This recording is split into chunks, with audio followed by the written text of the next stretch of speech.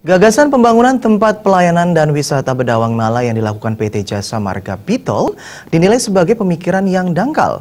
Kawasan tersebut merupakan kawasan emas pariwisata yang menjadi masyarakat kecil membuka usaha. Pembangunan tempat pelayanan dan wisata Bedawang Nala dikhawatirkan mematikan usaha mereka.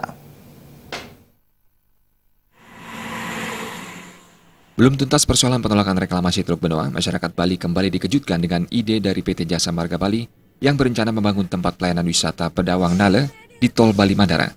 Ketua Komisi 3 DPRD Bali Nengat Tamba menilai, ide ini merupakan buah pemikiran yang sangat dangkal oleh usaha milik pemerintah.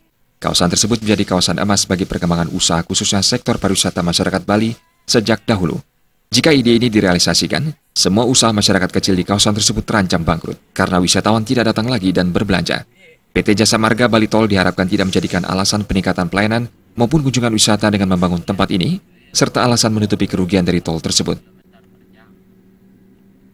Cuman persoalannya sekarang itu masih harus diketahui bahwa di kawasan Teluk Benoa itu kita pandang sebagai suatu kawasan emas yang prospeknya luar biasa itu, dan kita pikir apa yang disampaikan gagasan Bedawang Nala oleh JBD itu kita pandang itu sesuatu yang masih terlalu dangkal.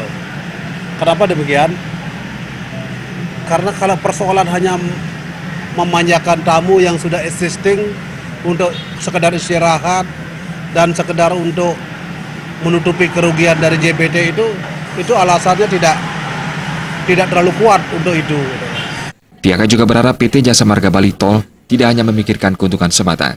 Sebagai usaha milik pemerintah, PT Jasa Marga Bali Tol harus mengantisipasi dampak yang ditimbulkan.